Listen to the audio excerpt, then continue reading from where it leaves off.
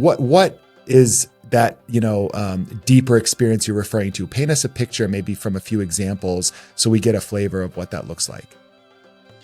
Well, first off, I don't design trips that I actually haven't been on myself. So I have a pretty cool job, and I get to test out a lot of hotels and a lot of experiences. And that's obviously the best part of the job, because you get to do what you love and replicate it and personalize it to each individual client that comes across the itinerary. And when you book a trip, say, to Morocco with me, my soul is connected to that destination. You're going to be meeting my friends. One of my closest friends is a singer, and she's going to be singing traditional Sama music over a private dinner in a riad.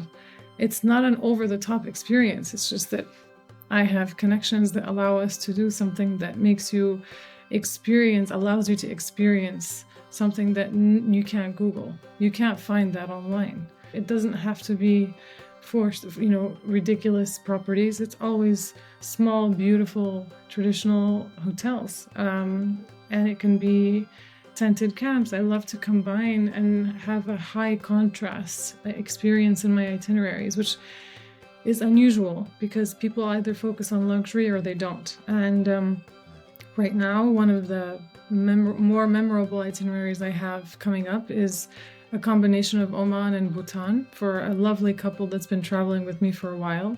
And in Oman, they're staying at the 5-star Shadi property that's located right on the water in Muscat. But at the same time, they're staying at a $40 inn, kind of like a heritage home in Nizwa. Which is a city up in the mountains. So it really is a combination of these elements and these ingredients that make a perfect trip. And the main key ingredient is trust. It is a very unique experience to be a Muslim and be a luxury travel consultant. I find that as a Muslim woman, my faith influences my work in subtle but meaningful ways. So I approach travel with a sense of hospitality, intention, big on niyyah and a respect for the sacredness of human connection, just respecting the other no matter what. And I see travel as a spiritual experience. It's an opportunity to encounter the divine in people and places and shared moments. And I've seen how travel can be so powerful.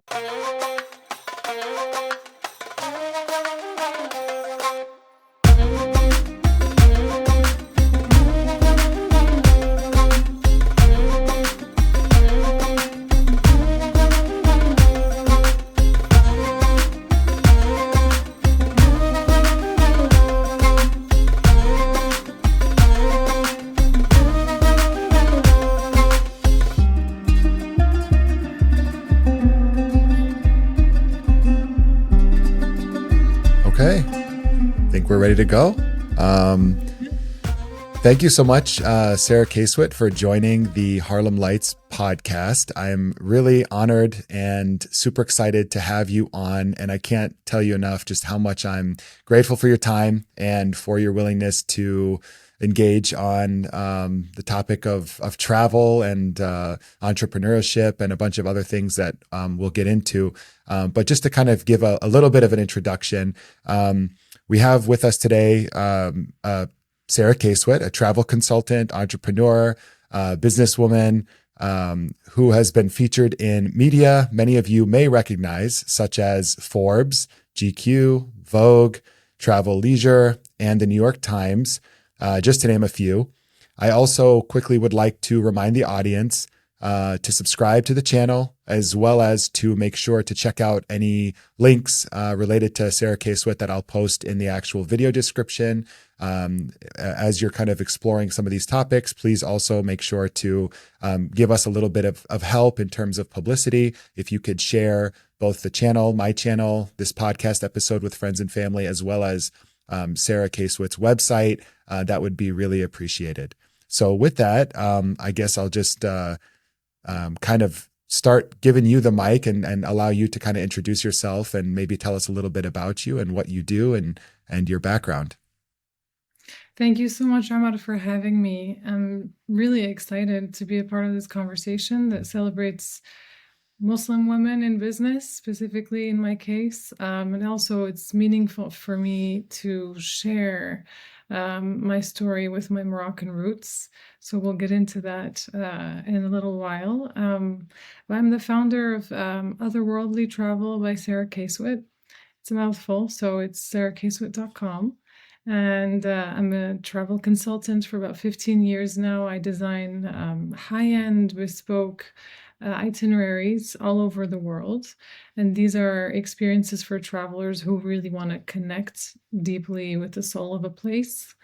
As the tagline suggests, otherworldly travel, I believe travel needs to feel transcendent, something beyond what we experience day to day.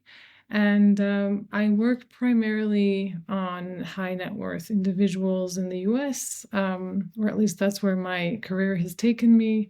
I design trips all over the world. So my expertise really lies everywhere from Central America, South America, as far, Southeast Asia, North Africa. And I also run retreats for women to build on connection and honesty and growth. And I'm born in Morocco as an American, and have lived in various countries, including Argentina, Syria, and Spain. Oh, fascinating. So I do want to mention too, maybe I forgot a little bit at the beginning, just kind of how we got connected. So I think there's a kind of an organic thing there that happened that I just want to share. And so actually the connection is because our podcast here is based out of Chicago, the suburbs of Chicago, Little Palestine area, Bridgeview, Oak Lawn, all the way down. It's basically the southwest suburbs of Chicagoland. And I was reaching out to actually your brother, who is a professor at the University of Chicago Divinity School. And he's super humble. And he immediately said to me, I'm way busy. Let's try to reconnect like in the springtime. And he said, but you know who's really interesting, way more interesting to talk to than me, was my sister, Sarah Casewit. And so I immediately Googled and I don't know if he provided your actual URL for your website, but I Googled your name, started checking things out, and I went to your website. And the thing that struck me immediately that got me really excited to want to talk to you was this, I think with technology and with the way people have traveled lately compared to back when I was younger, I've traveled a lot in my life, and definitely not as much as you, but I've traveled enough, I'd say, compared to like your average American. Back then, there was a period like in the 90s, even early 2000s, where you traveled and you really were immersed in and dependent upon local people and the culture that you're surrounded by. Whereas I took a recent trip with a friend in about 2019, and we did like 10 days kind of driving across Europe.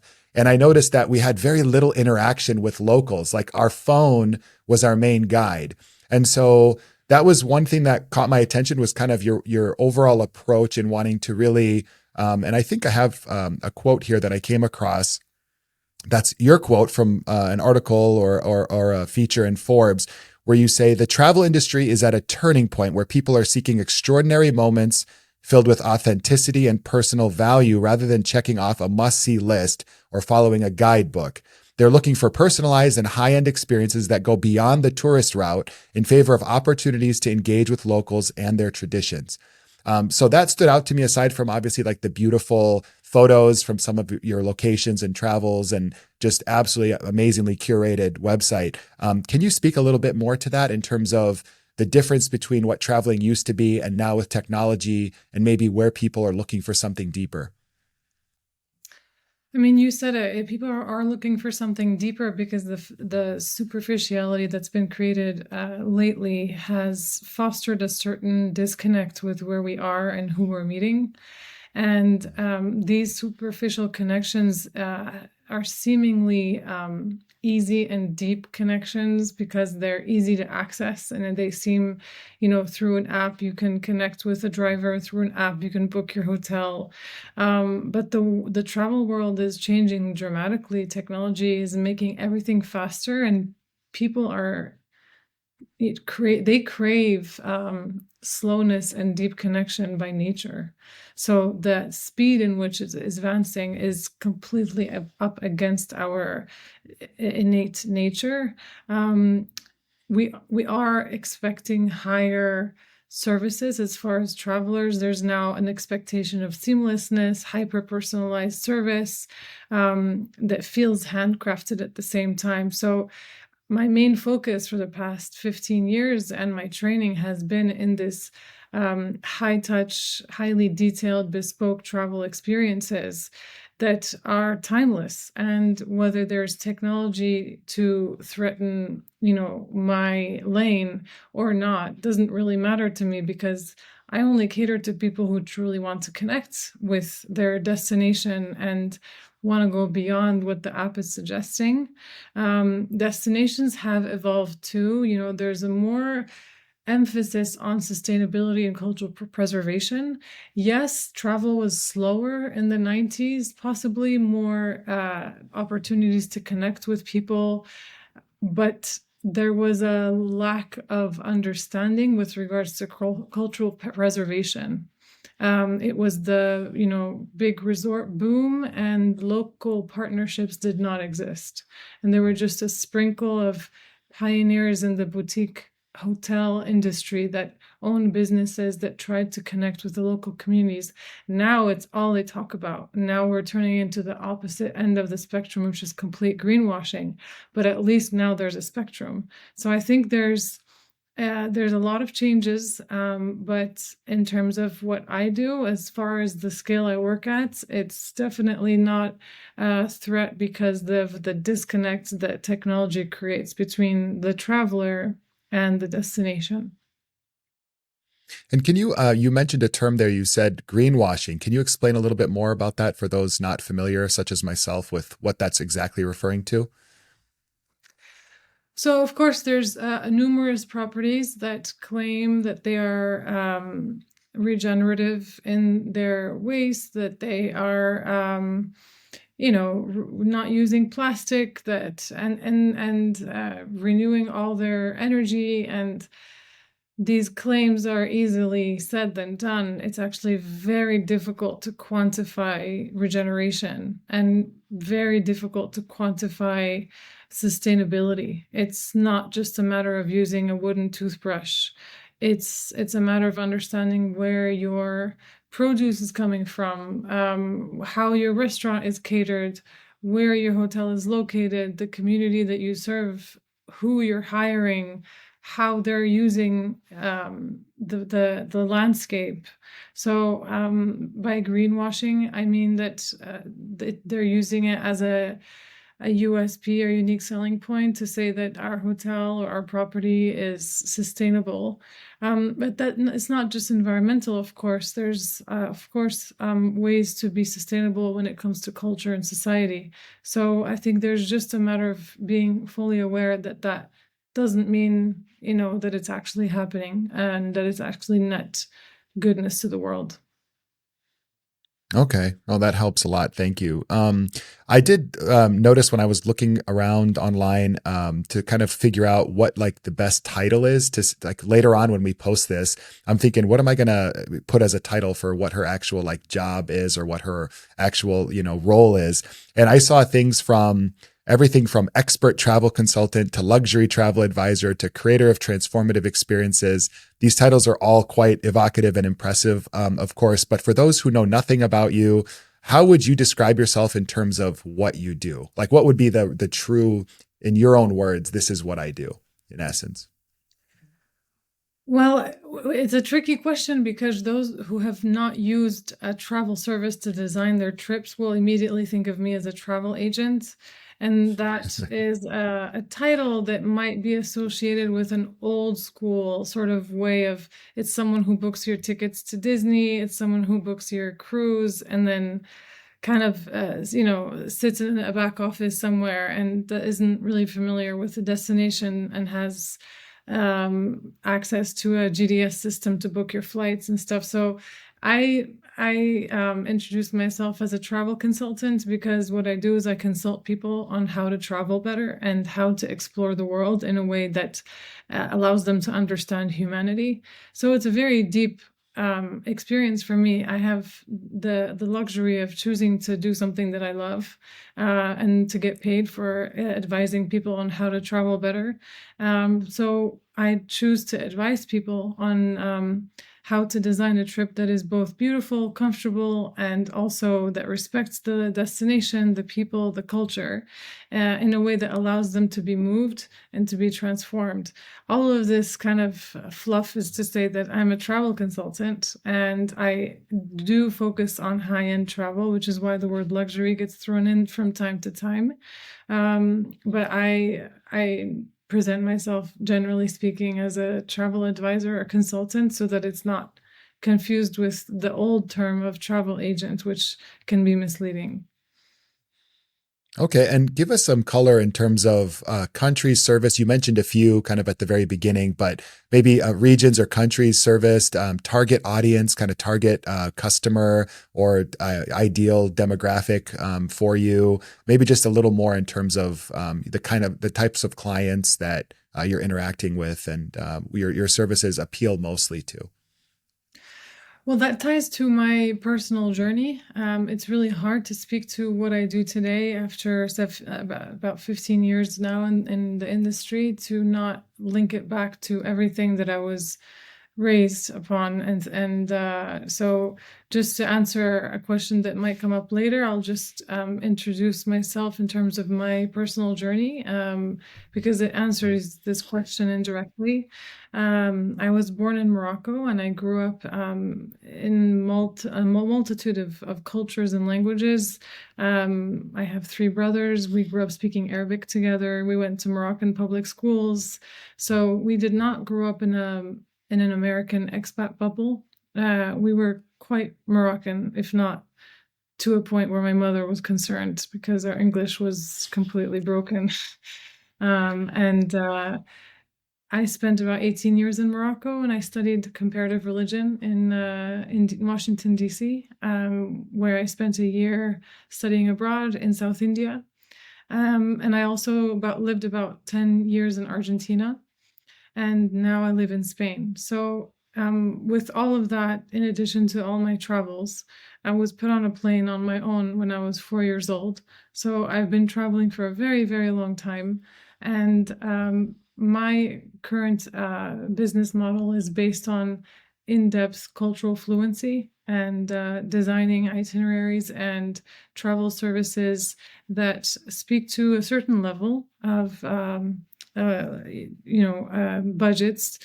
And not only because I cater to the high-end community, but mostly because I open doors that are hard to get to and locations that don't have infrastructure, that are hard to reach, really remote villages in Ethiopia that it actually has a lot of cost to it to actually get to these amazing places.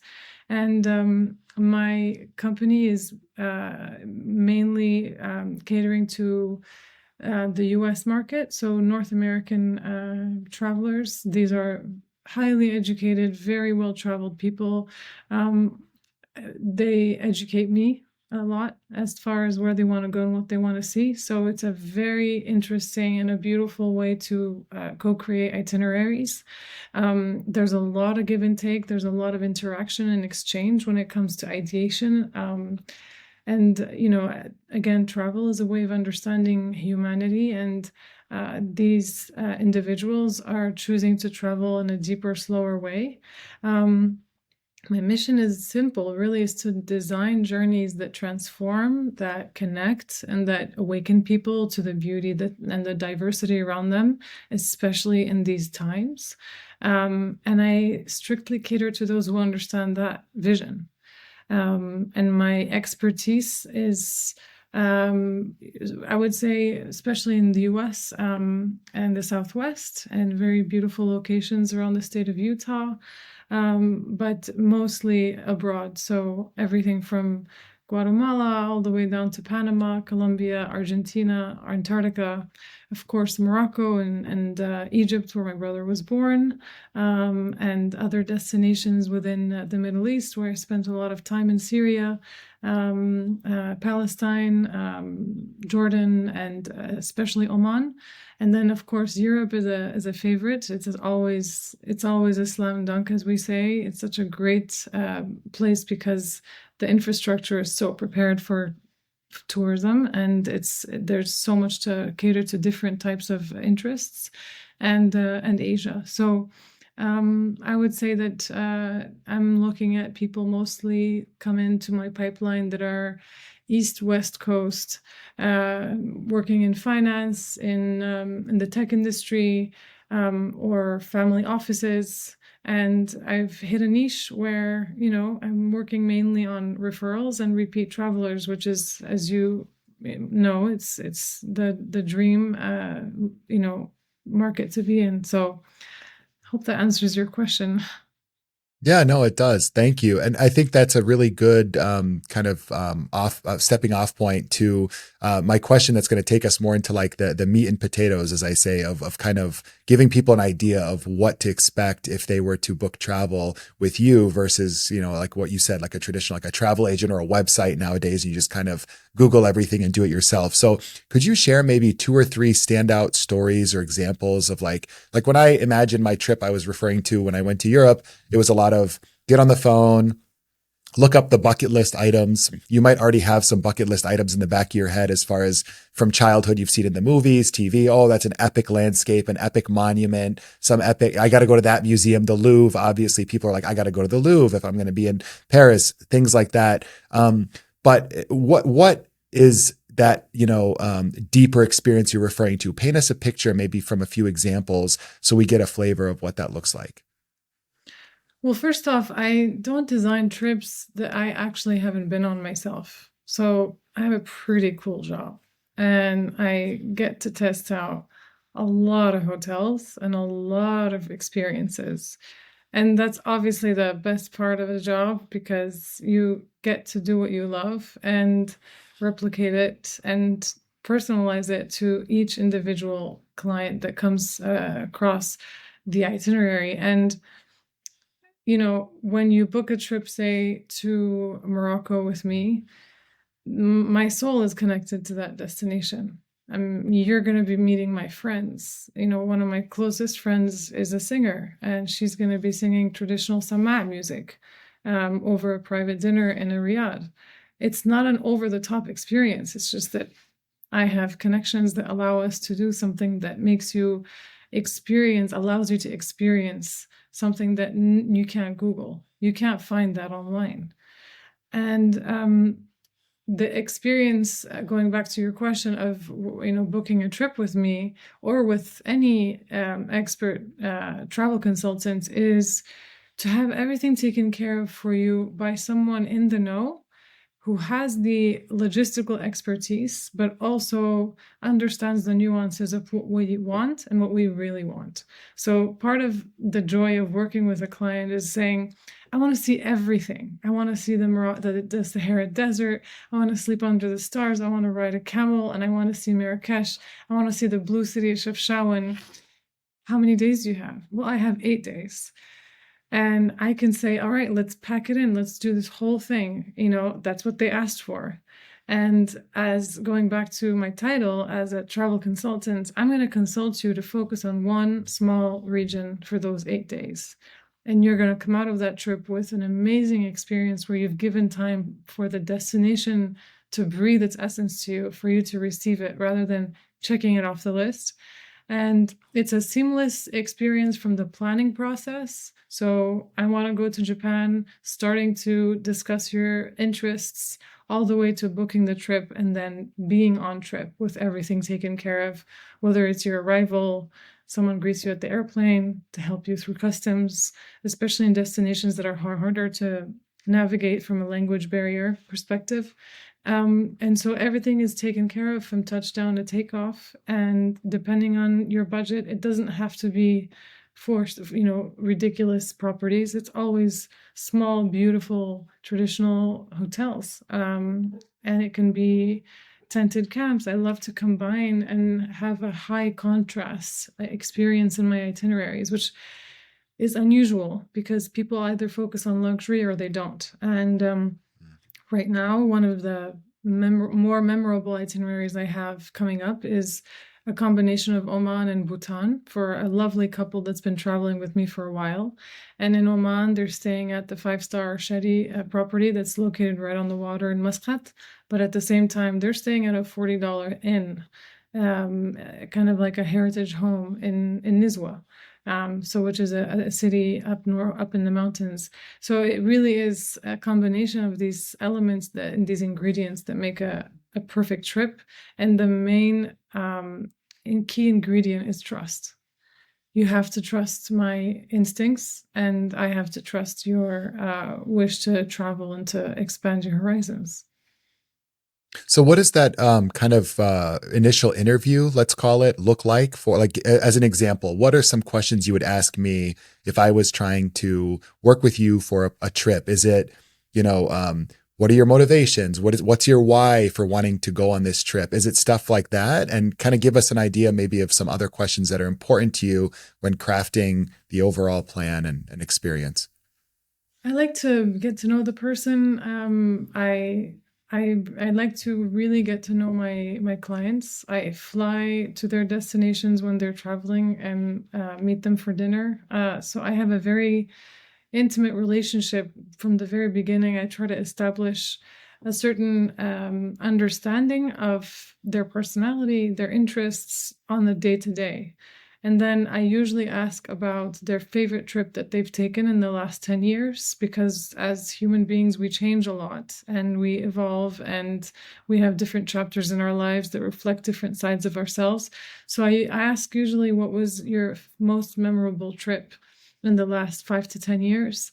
I like to understand what moved them, what catches their, attention. Is it music? Is it smells? Is it the light of a space? And what if there was one theme to add on in a trip? What would it be? Some people answer music. They love music, so I create a unique Spotify playlist for their trip that kind of aligns with where they are each day. If it's food, of course, there's going to be a ton of different elements in cuisine, but also just details that I've infused the trip with. So it's not, cooking classes every day, but it's actually tasting a different cookie from different parts of Morocco every day. And having those details kind of come to life on the trip. So I have that conversation early on, not as an interview, but as a get to know you and you get to know me. So I actually do share my story and I try to relate to them. And the best business advice that I was given was to just try to be yourself and be relatable. So that has been one of the main ways that I approach these phone calls. So even if I'm on a sales call, I never think about it as a sales call. I'm trying to get to know someone and to connect with them so I can create something personal.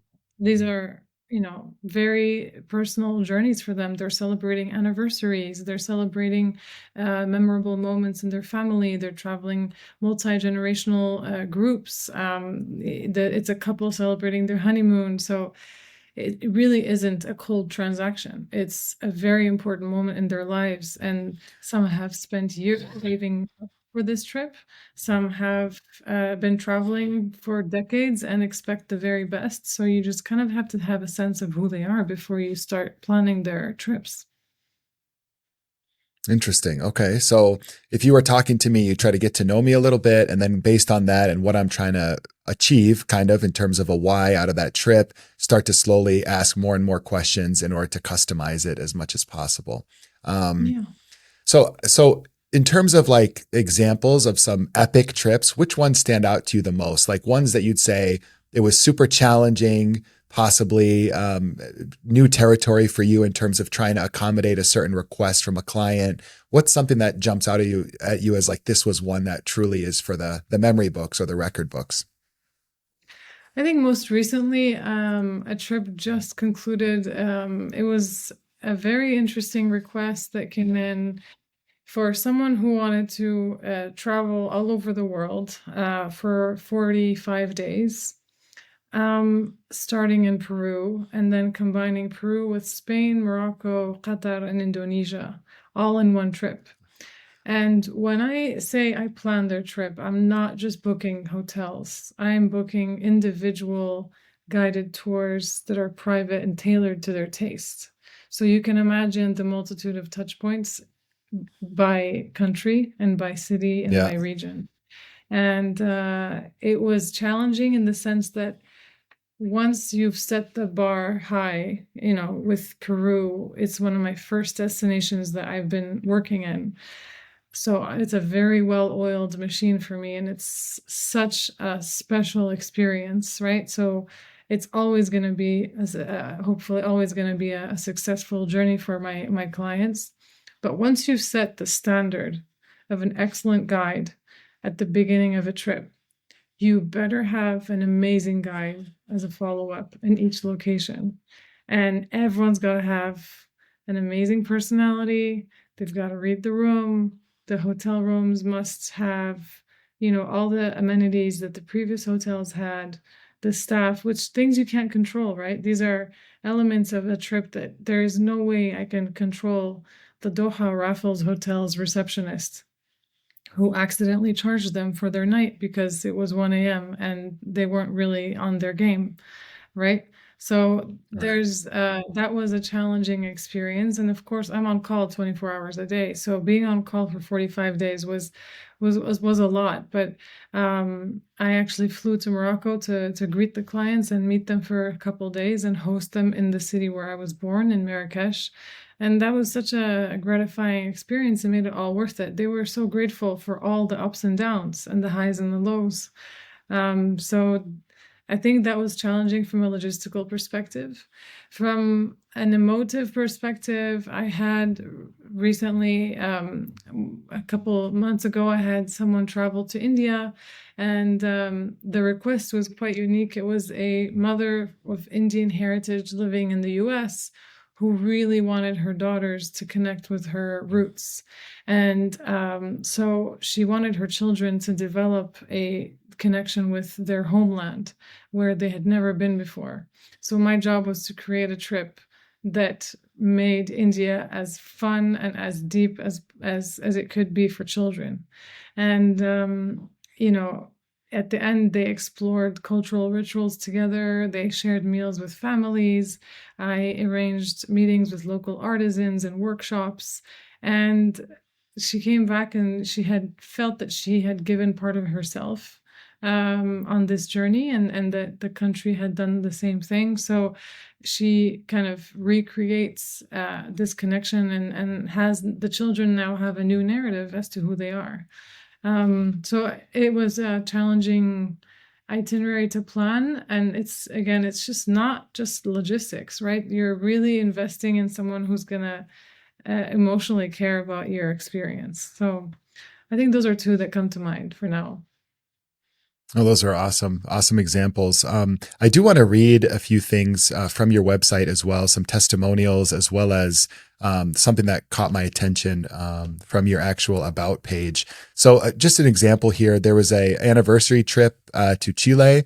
The individual is from London, from the UK, and they said, "I wanted to thank you so much for putting together such an amazing trip for us. And we fell in love with Argentina and its incredible diversity of landscapes. It was one of the best trips we have done." So they must have obviously passed through multiple countries on that trip, which was also listed as touching Chile. Another one that stood out to me was, because Chicago, I'm based in Chicago right now, there was a family or an individual from Chicago that went on a Thailand adventure. They said, "Thanks so much for an insane trip. It was incredibly well planned, and I could tell you took a lot of time to fit in the things we were looking to experience. I loved starting the day with culture and ending it with relaxation and amazing dinner. Everything seemed to have a rhythm to it that you orchestrated to create a certain mood for each part of the trip." So obviously, all this stuff touches on some of the things that you've already described in terms of what the experience feels like, the attention to detail, and the actual contrast between some of the more luxury kind of stays or experiences versus those that are less so. As far as what sets you apart, this really is something that I want to share with everyone listening to this. You indicate that authenticity over algorithms. So it's the opposite of AI, where warmth, cultural fluency, and intuition play a strategic role in travel planning and decision making. Insider access, which I think you already spoke to quite a bit, and unmatched connections. No online search can replicate the relationships I nurture for my clients all over the globe, from craftsmen to chefs to hotel managers. So I just want to encourage people to go on your website, check things out for themselves. There's a really a lot of interesting content and just absolutely beautiful photos. Is a lot of the photography done by you, or do you have a professional photographer who works with you closely to kind of help in this regard? I did start off as a photographer for many Oh, okay. years, so a lot of them are mine, and then some of them are sourced as well. Oh, interesting. Yeah, I could tell that there looks like there was something really special and personal about the way the photos were taken. I like photography myself, so maybe I just kind of recognize that a little bit in the photos. Um, can you touch a little bit on your identity, kind of being a Muslim woman and your background, being born and raised in Morocco for a period, your connection to Marrakesh, and how that influences your work or approach in what you do, if you feel that's relevant? I think it is relevant because who I am does relate to, what I do, of course, and it's not a cold industry, or at least from my perspective, it's not some place that I work and I close my laptop and it's over and it's at the end of the day. It is a very unique experience to be a Muslim and be a luxury travel consultant. Um, I find that as a Muslim woman, my faith influences my work in subtle but meaningful ways. So I approach travel with a sense of hospitality, intention, big on niyyah and a respect for the sacred. The sacredness of human connection, just respecting the other no matter what. And I see travel as a spiritual experience. It's an opportunity to encounter the divine in people and places and shared moments. And I've seen how travel can be so powerful. As a child, I think when I was a teenager, that's when I had my most memorable, transformative experience. And just connecting with a young Muslim boy in Jenne in Mali, and we just spent hours together in the Jenne Square in front of this massive mud mosque, the famous UNESCO Mosque of Jenne. And you really rebuild your sense of confidence of who you are as a Muslim when you travel to Muslim countries and meet other Muslims that are very different from you, have very different lives. So on a personal level, I have that connection with travel that is very spiritually empowering for me. In terms of being a business owner, I think there's a certain standard and ethic that we follow if we are clear on our intentions and our path.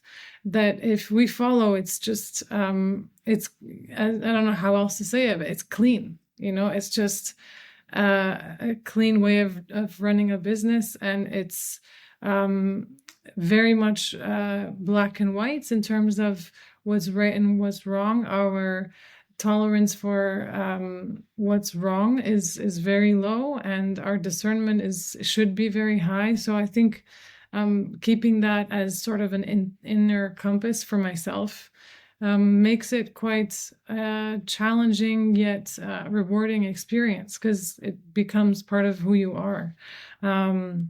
But I'm fortunate to cater to Muslim travelers as well. So not only a certain segment of North America, but also North American Muslim travelers who want to encounter sacred spaces. So I've worked on a few of those trips as well, and that is a very special experience too. Maybe speak a little bit about that, Sarah. Like, what are some differences or uniquenesses in designing for Muslim clients versus non-Muslim clients, if anything, that you find there that's kind of interesting? I think from my perspective, I haven't had the opportunity to work with many Muslim clients up to last year. So my positioning was quite different the first 10 years that I was working. And as I grew closer to my own faith, you kind of reverberate this energy and I guess attract what aligns with you, right? That you start to attract the people that are aligned with your understanding, and that doesn't strictly mean Muslims only per se, of course, but I've now had a lot of interest in people who seek to learn more about their faith through travel, and we're seeing a lot more Muslim, Arab, Southeast Asian travelers go beyond Paris and London, and they're starting to consider destinations like Madagascar, Senegal, Oman, and not just Dubai, but actually adding an amazing hike in Oman for 3 days. So there is a growth there. So that's, I would say, part of the market that I'm seeing and the interest that I'm seeing. And those usually crave very deep experiences, very, very special experiences that are cultural. And it's a mixed bag of high end and mid range budgets. Then there's the higher end travelers that want to stay in the very best hotels, but they want to visit all the special sacred sites. And they want to pray in the oldest university in the world, which is located in Fez, Morocco. They want to spend time in various saints' tomb if their spiritual path calls for that. So there is a sense of different interests. And as you may know, certain countries like Morocco don't allow non-Muslims to enter the sacred spaces. So when I get a Muslim traveler, it's a completely different itinerary design process. I have to switch gears completely because now they can enter these spaces that most tourists are just seeing from the outside. Other than that, I mean, there's difficult clients, and in every pool of every niche has its, difficult and challenging clients. Some who have never used a travel consultant and are sort of reticent about it. There's a lot of convincing and educating going on my end until they understand the value. But I wouldn't say that there's a major difference. I think everyone wants to connect deeply with their destination. The main difference is that they're Muslim and they get to enter these spaces and perform their prayers and pay their respects to a saint or to a sacred space. But in terms of difference in the actual business execution of designing trips and booking trips, it's just, luxury is not a one size fits all, and everyone wants to have a deep experience. So you hit on difficulty you mentioned in terms of some clients being more difficult to maybe cater to versus others. What are things that you consider to be difficult or challenging in general when you get requests from people or when designing these experiences? What are the most challenging aspects for our request wise? I think those who like to or enjoy the planning process tend to question a lot of my recommendations. And that's not what actually is difficult, because it allows me to, understand where they're coming from and the angle that they're approaching this. But the challenge for me is when they say, well, I went on booking.com or Expedia and it's cheaper. And when you say that, you don't understand what we're doing here. You don't understand the value added here. So you can get your car washed or you can wash it yourself. And it's definitely going to be cheaper if you wash it yourself. Just like you can make your own prom dress. It's going to turn out good. I'm sure it's going to be great. Or you can get it tailored, right? So there's a fundamental understanding of what service I am providing here. And beyond the fact that I don't even charge a planning fee, right? Like my costs and commissions are built into the full lump sum of the trip. It's very it's confusing to receive messages like that where it's like, oh, but I can get this for cheaper. What rate did you get? And that's where, as a business owner, I have my clear boundaries as to what my value is and what I bring to the table. And I am very comfortable saying, no, I'm not a good fit for you. And that's absolutely fine. Saying goodbye to business that's not going to work for either of us is a win for both of us. So I think that is the most challenging element. The second one would be someone that is overestimating their, not capacity, I want to say, but their ability to take on an adventurous journey. Someone a few years ago asked to go camping in the Atlas Mountains and just really be with the Berbers. And of course, that's a romantic idea until you get to the Atlas Mountains and you realize there's scorpions and there's monkeys and, Berbers don't speak even Arabic, and the guide can't even connect with them because they don't even have a shared tongue. And when the reality hits, and you've communicated the difficulties and they still pushed for it, it becomes quite clear who should be the final decision maker, but you kind of have to let them think they're making the decision. Yeah.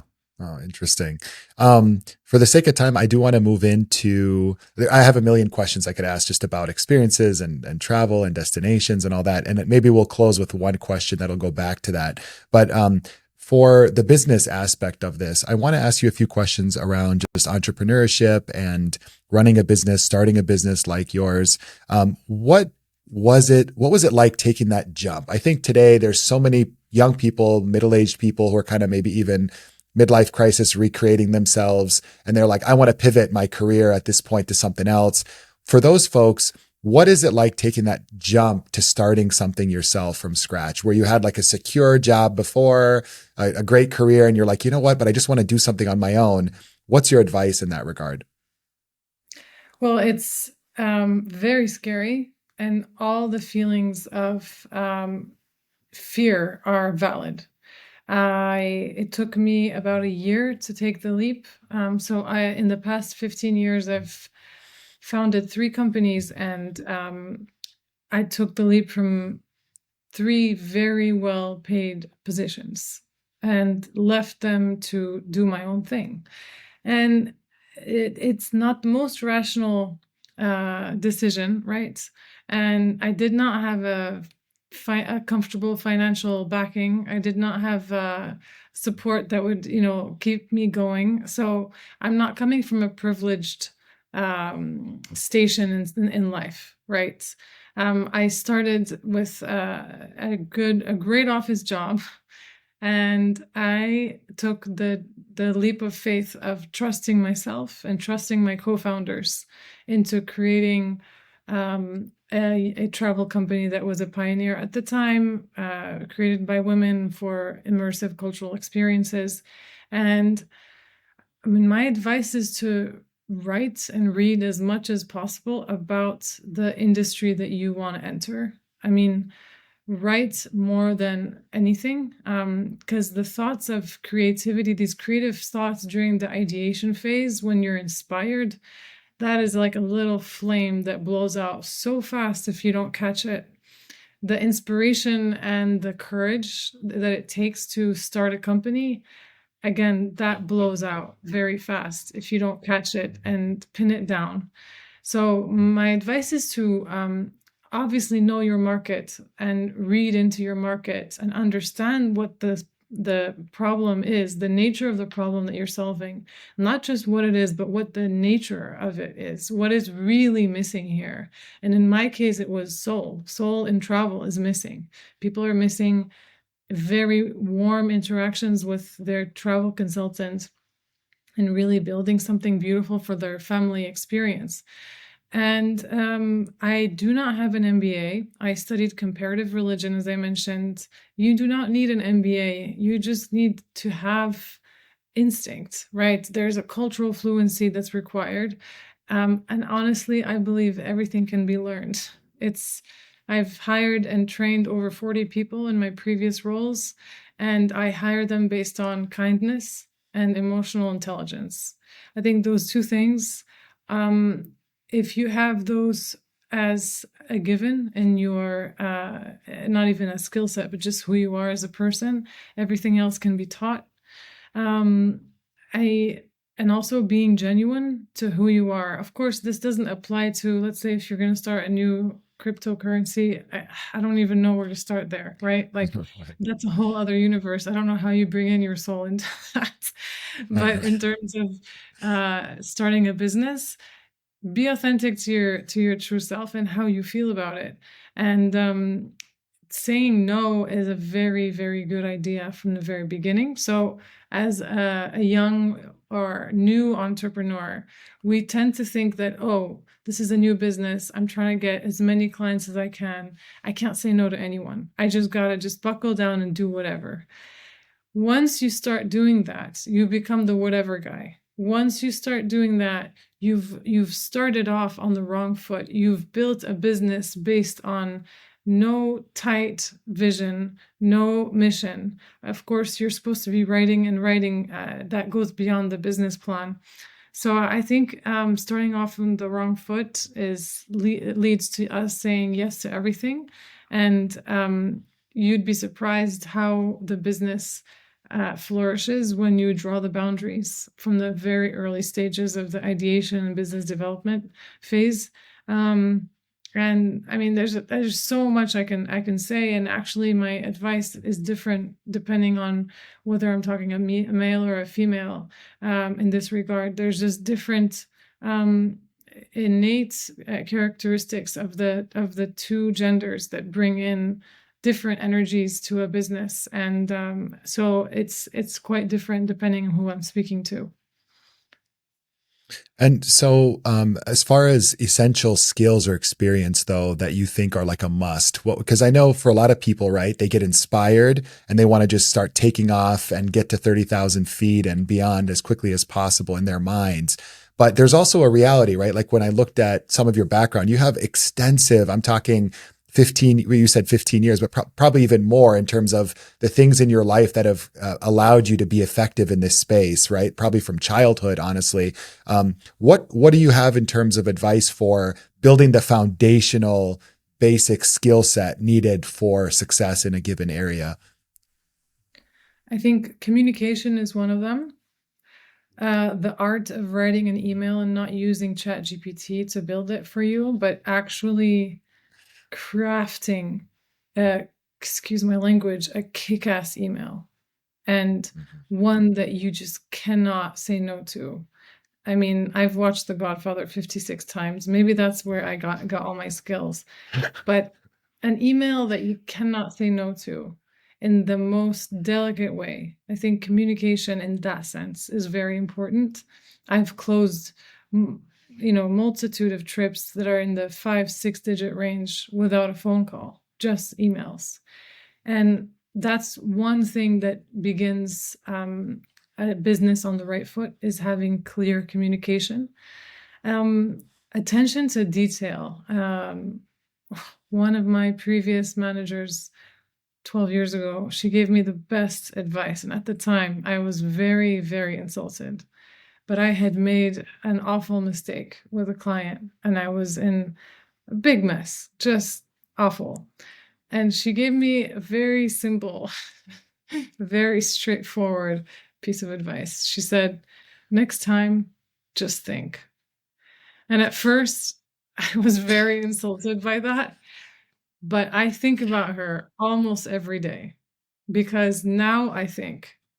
And it's a matter of using your intuition and your God-given intelligence to think about the next steps and always, always, always be ahead of the client. Always be the next step, right? So those key skills of crafting a good email, writing, communicating your idea, communicating your what you're aiming to sell, are all elements of being a good entrepreneur, and also having the courage to put yourself out there. It's very scary. It's very, very scary to put your story forward. It's for me, especially with coming out with my religion, and sharing that I'm actually Muslim, and most of my clients have no idea. And I've been received with so much respect by being genuine.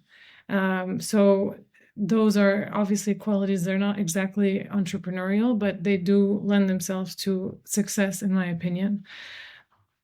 And of course, problem solving and understanding that you're going to wear many, many hats, and you need to know how the printer works, and you need to know how to file taxes, and you need to know everything. Not just because you have the funds to grow a team doesn't mean that you don't have to know how things run from the ground up.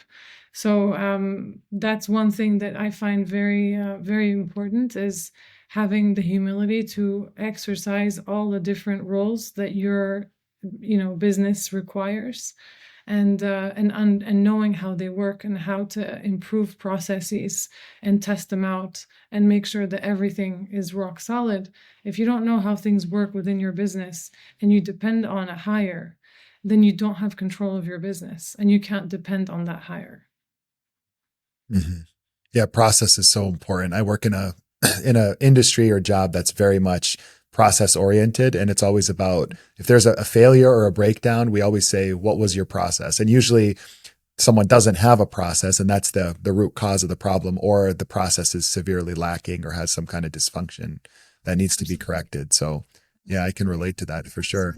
I Especially with an emotive sort of experience as designing trips, there's still a very heavy process with regards to due diligence, with regards to, you can imagine the process of hiring a helicopter charter to land on on a glacier. Just the due diligence behind the paperwork for that is a whole process. That's not a one-time thing. That's a process that I've implemented across 5 different companies, and I bring into my own. So again, that one is also relates to organizational skills and not belittling the knowledge of what needs to be done in each area of that business. So Sarah, I have, for the sake of time, I have 2 quick questions to kind of close with, hopefully. One of them is, do you have any pro tips for travelers who, let's say for right now, their budget doesn't allow them to book with someone like yourself, but they want to enhance their journey. They want to enhance their trip just independently. What would be some basic tips that could help them in that regard? I think do less, slow down, and do less in terms of everything. Expectations, right? Less Instagram scrolling for inspiration, because all of that is fake. You want to have your own deep moment, and you are seeking to expand your horizons with this trip, hopefully. Everyone has different intentions. Lots of people just want to go blow off some steam. Lots of people just want to go challenge themselves physically and hike the Inca Trail. All of those things still require a slowing down process. There's certain elements of heightened expectations before we travel that can ruin our experience.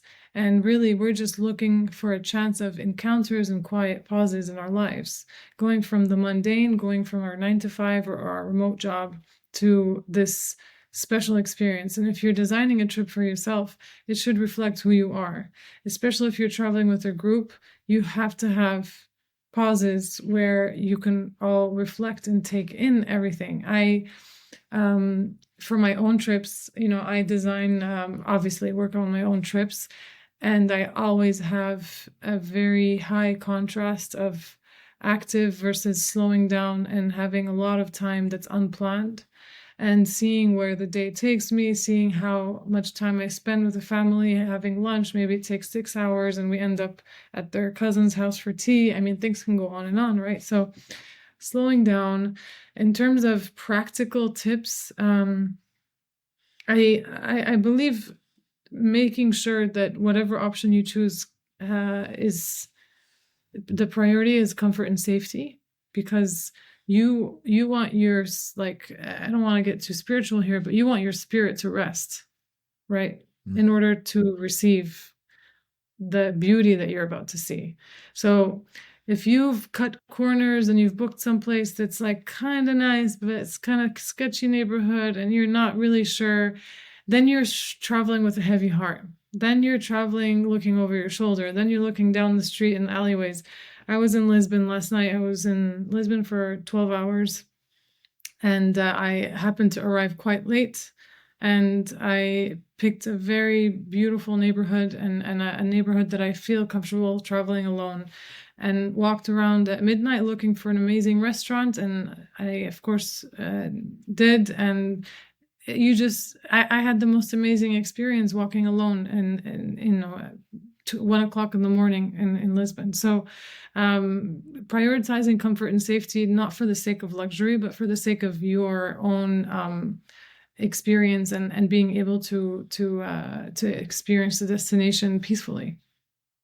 Yeah, just to be able to get out of your own head and not be constantly in kind of administrative mode, thinking about logistics and thinking about all the details. And, that, and especially I'd say for professionals, people who even nowadays can afford to go on, decent trips to far off destinations, they're probably the type that have some degree of OCD if they're successful in their job or in their career. A lot of us suffer from that. So the OCD types are the ones who are more prone to getting stuck in their own head and not being able to truly relax and just, be there for them, be there for the moment. Be there for the moment, and invest in a good stay. It does not have to be the Ritz-Carlton. It just means that it should be a comfortable, beautiful space where you can reflect on your day peacefully. Mm-hmm. Yeah. And I have one more question in closing. I know we're at time here, and I want to be respectful of that. So we talked a lot about clients and the business and people and that kind of thing. I want to kind of flip it around a little bit and ask, how have destinations changed in your mind over the years? So how much is the world changing? Where should people maybe focus their travel if there's like at risk of losing certain elements? Like, hey, I would definitely prioritize this in the next 5 to 10 years because it might not be the same, 20, 30 years from now. This might be gone forever. Anything around the changing landscape of the world and destinations that you think would be worth highlighting? There's a certain buzz associated with different destinations, Japan with the cherry blossoms, Thailand with White Lotus. There's these like constant, ebbs and flows of these trends that are up and coming. And when I see a trend, I look the other way. So if I see that a destination is trending, that is the time to move to a new region. Why? Because no one wants to be in a crowd, yet we all crowd into these crazy spaces.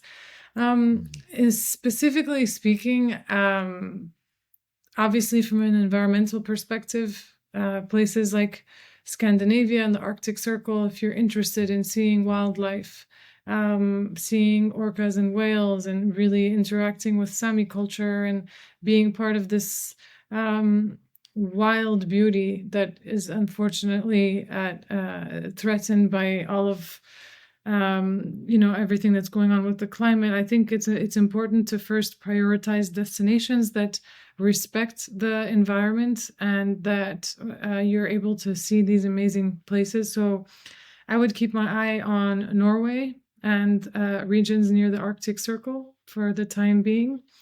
One up-and-coming region is Central Asia, so Uzbekistan, Kazakhstan, Kyrgyzstan. They're receiving a massive amount of attention on social media, which means that there's going to be influencers in the wild. There's going to be influencers all over the place in the next few years. You're going to want to go to Al-Bukhari in Uzbekistan before they get there. You're going to want to go to Intil Amal in Kazakhstan before they get there, because then it's lines, then it loses its spirit. I think there's certain timeless destinations like Morocco and Italy and Spain and Portugal. It's just a great time. No matter what, it's just a great a great destination, but be mindful of high season. So I personally do not go to Greece. I don't go to Italy or France in July and August.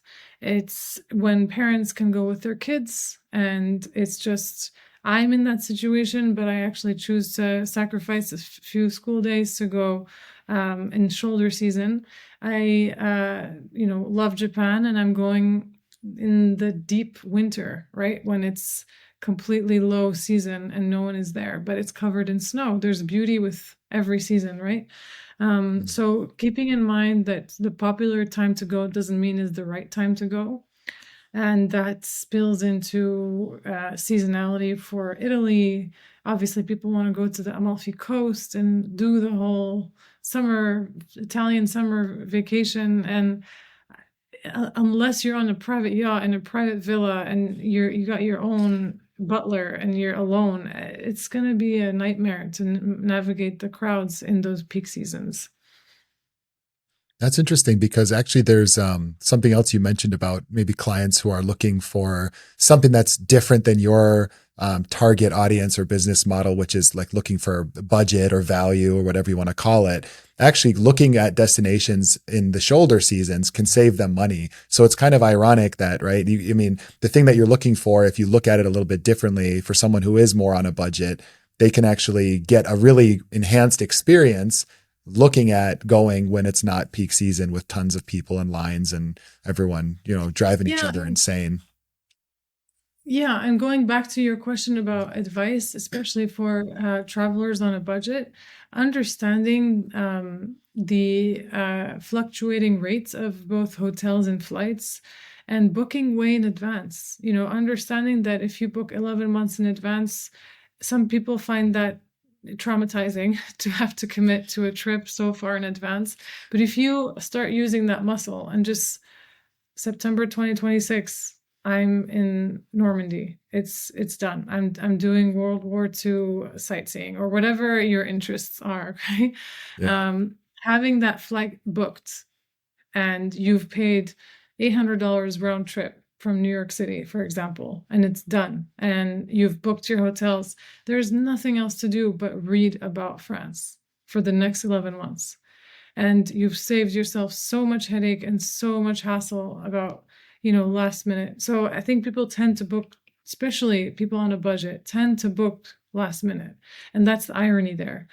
I usually tend to be on a budget because I like to see a lot and do a lot, and I travel a week out of each month. So I have to be mindful of my budget.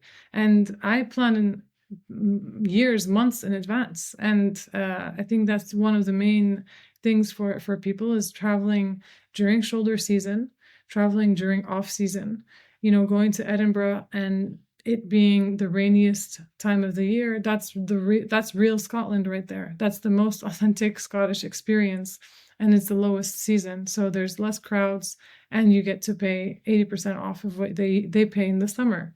So I think it's a win-win if you just bring a good jacket.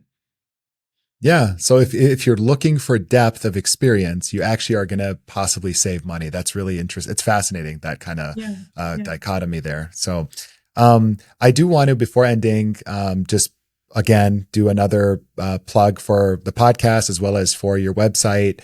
Please, anyone listening that enjoyed this, subscribe to my channel, as well as I'd ask that you share maybe this episode or another episode that resonates with you with friends and family on your social media. It really helps get us some visibility for what I'm doing here out of the southwest suburbs of Chicago with this podcast. And also, please check out sarahcasewit.com. I'll put a link in the description, as well as anything else, Sarah, that you might have, social media links, whatever, I can throw it in there as well. I just want to thank you so much for being on. You're my first remote guest or interview. So I'm looking forward to seeing how it comes out overall in terms of everything, piecing together. I do all the production and stuff on my own. So thank you for being patient with me with the setup, with some of the coordination, getting everything ready to go this morning. And I really just am so grateful, and I'm excited at the prospect in the future of being one of your clients, hopefully. And I really wish you the best of luck in growing your business and overall your mission and what you're doing. It really, really resonates with me and just means a lot, I think, to myself and probably a lot of other people out there that are sick of the old, trend of just going on Google and using, the Airbnb and kind of putting your blinders on the entire time you're traveling. So thank you so much for what you're doing and for being on here once again. No, thank you, Ahmad, for having me and for, it's been a joy to share my story and connect with you through this conversation. And for anyone who wants to learn more, Omar will share my website. And, I'll end it with this, travel it's the beginning of curiosity. It begins with curiosity. And it's not about distance. You don't have to travel far. It's about the courage to see the world and the courage to actually see yourself reflected in the world. So it's a very deep experience that we should respect and really try to enjoy more often. Amen to that. Thank you so much, Sarah. Hope to see you soon. Maybe we'll have you back on at some point in the future. Thank you, Omar. With pleasure. Thank you. Assalamu alaikum. Assalamu alaikum.